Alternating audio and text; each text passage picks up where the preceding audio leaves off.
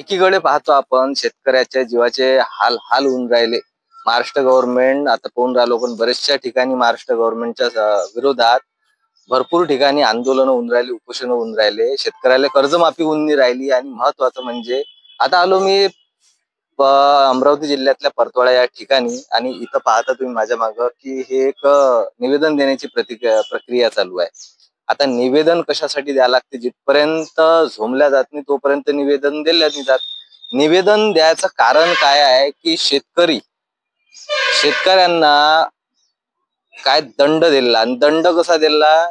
एका शेतकऱ्याला जे 900,000 रुपये बिल येत होतं शेतीचं, त्याला 22,000 रुपये, 91,000 रुपये, 52,000 रुपये हा काही दंड आहे काय? म्हणजे एकीकडे शेतकरी राब राबते, दुसरीकडे महाराष्ट्र गव्हर्नमेंट आपली त्यांना कुठल्याच प्रकारचा मोबदला अशातला देत नाही. पण संतप्त प्रतिक्रिया आपल्याला इथून भेटणार आहेत. तर हे तुम्ही सर्वात आधी सांगा, तुमचं गाव कोणतं आहे आणि तुमच्या या म्हणजे प्रॉब्लेम झाला काय तुमच्यासोबत? मी अतुल सुरेशराव लहाने, शिंदे बुद्रुक. हे इलेक्ट्रिक ऑफिस वाले आले आणि त्यांनी धाडी टाकल्या व चोरीचा आरोप लावलेला आहे. इलेक्ट्रिक बिल एका व्यक्तीला कमीत कमी 25,000 ते 30,000 रुपये दिलेला आहे. आता एक दुष्काळ पडलेला आहे, ओला दुष्काळ पडलेला आहे, सोयाबीन गेलेला आहे आणि त्याच्यानंतर पराठ्या सुद्धा आमच्या झोपलेल्या आहे, ढगफुटी झालेली आहे. बिल कसा दंड भरावा आम्ही? नाही तर आम्ही उपोषणाला बसतो. इथं उपोषणाला बसतो आणि हे इलेक्ट्रिक बिल आहे आमच्यापाशी, हे विनाकारण त्रास देत आहे जनतेला. किती बिल आहे? बिल आलेलं आहे 22,990 रुपये दंड दिला आहे. माझं नाव विशाल कविटकर, राहणार शिंदे बुद्रुक. आम्ही 2 वर्षापूर्वी माझ्या घरची मीटर बदललं होतं. आता मीटर चालू होतं, माझं रिडिंग व्यवस्थित आहे, महिन्याला बिल भरतो. तर 2 महिन्यापूर्वी आमच्या इथं नवीन मीटर आणले, स्मार्ट मीटर. आता गावात जवळपास 70-80% लोकांनी कोणी बसवले, कोणी नाही बसवले. माझं मी घरी नसल्यामुळे ते मी बदललो नाही. आता यावेळेस त्यांनी धाड टाकली, अमरावती टीम आली, त्यांनी धाड टाकली आणि धाड टाकली एकदम जुनं मीटर आहे म्हणून आमचं मला एकदम सौ दाखवते म्हणून दंड दिला. आणि दंड किती दिला? दंड द्यायला किती पाहिजे? 50,000 रुपये दंड, 52,000 रुपये दंड दिला त्यांनी. मला सांगा तुम्ही, कास्तकारी काम, एक तर सोयाबीन पूर्ण पाण्याने झोपलं आहे, पराठे पूर्ण गेले, संत्र्याचे पूर्ण गळले, कुठून पैसे भरणार आहे कास्तकार? खाव किती, द्याव कुठे आणि बिल भराव कुठं? माझं हेच तक्रार आहे की बा हे दंड आमचं माफ करून 5-10 हजार रुपये दंड आम्ही भरू शकतो. याच्यावर आमची ताकद नाही भरायची कास्तकाराची. बरं, आणखी तुमच्या गावातला तो प्रकार चालू होता, जे स्मार्ट मीटर बसवले ते स्मार्ट मीटर काढले की अजूनही तसेच ठेवलेले? नाही, अजूनही आमची ते स्मार्ट मीटर काढतो म्हणत पण काही काढले नाहीत. आणि स्मार्ट मीटर म्हणजे एकदमच ते बिलाचे विचारू नका. गरीब माणसांना 2 एकर 3 एकर शेतीवाले कास्तकार कसं बिल भरतील? बिल किती? 10,000 5,000 असे बिल येऊन जाते स्मार्ट मीटरचे, भरू शकत नाहीत. त्याच्या अगोदर वैभव मेटकर गोष्टी जेव्हा त्यांनी उपोषण मांडलं होतं, पण त्या उपोषण अजून मार्ग लागला नाही, अजून काही त्यांनी निर्णय दिला नाही. त्याच्याबद्दल आम्ही तक्रार करणार आहोत किंवा नाही तर आम्ही उपोषणाला बसू शकतो. आता आज काय करणार आहे तुम्ही? आज आम्ही जे कलेक्टर आपले साहेब निवेदन देणार आहोत आणि निवेदन त्यांनी आमचे दंड जर माफ नाही केलं तर आम्ही उपोषणाला बसणार आहोत. पांडुरंग वानखडे, शिंदे राहतो आणि माझं 2 महिन्याचं बिल त्यानं 4,500 रुपये दिल्यावरही माझ्यावर चोरीचा आरोप केला आणि चोरीच्या आरोपात दंड मला 28,000 रुपये दिला. तो काही भरू शकत नाही, माझ्यावर काही नाही भरायला.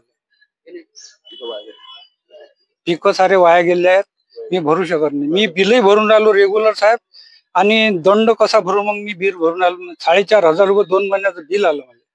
बरं, म्हणजे चोरीचा आरोप लावला कसा? म्हणजे यांचं म्हणणं तुम्ही दिसले चोरताना. अमरावती टीम आणली सर, अमरावती टीम आणली. आता त्यांचा दात कसा होता की जे जुने मीटर आहेत त्याच्यापेक्षा त्याच्या घरी जायचं आणि त्याला लावायचं, भाऊ तुम्ही हे मीटर तोडलं, सील तोडलं. आम्ही कशाला तोडू? आम्ही कास्तकार, आम्हाला तर आमचं सरत नाही सर. काम शेतीवाडीचे कामं करू की मीटर चोरी करू?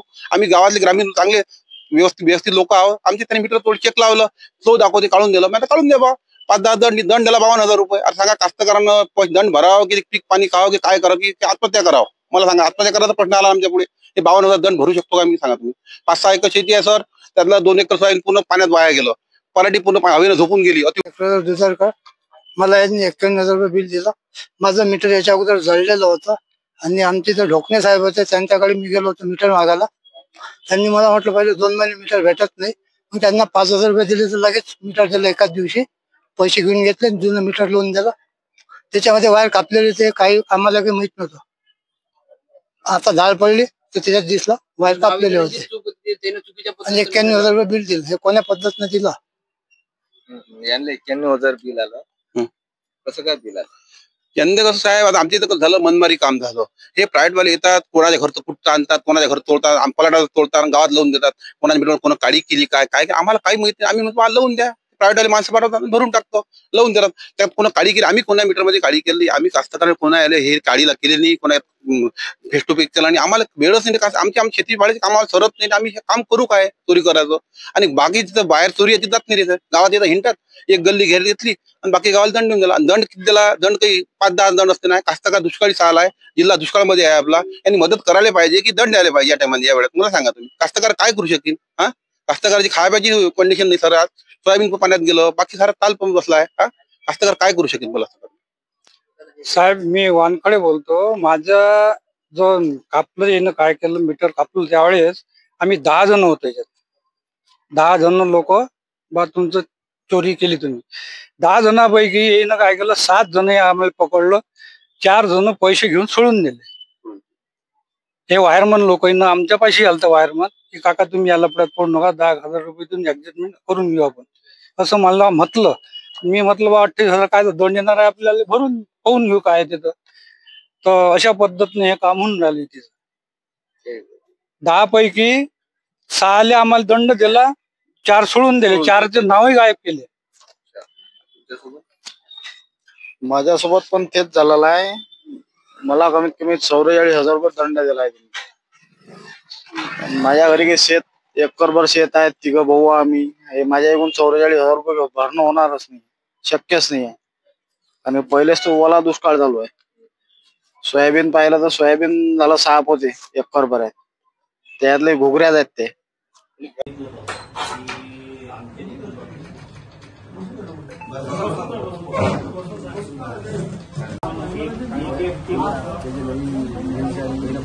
शेतकरी आहे, एकीकडे तुम्ही ओला दुष्काळ पडते किंवा अजून काही कोणत्या गोष्टी जर कधी होते तर 4,000 5,000 असे म्हणजे सरकार त्यांच्या बँकेत टाकते. पण एकीकडे आता तुम्ही पाहता MSEB यांना 50,000 1 लाख रुपयापर्यंत, 91,000 म्हणजे 1 लाख रुपये झालं. ते इथपर्यंत जर कधी हा दंड थोकावते तर यांनी करायचं काय? आता यांची प्रक्रिया अशी आहे की आता कार्यकारी अभियंता यांच्याकडे जाणार आहेत, निवेदन देणार आहेत. त्याच्यानंतर काय पुढची प्रोसेस काय होते, म्हणजे यांचं म्हणणं जसं आपण ऐकलं की एक वायरमन येते यांच्याकडे आणि सेटलमेंट करते की तुम्ही याच्यात पडू नका, काही पैसे द्या.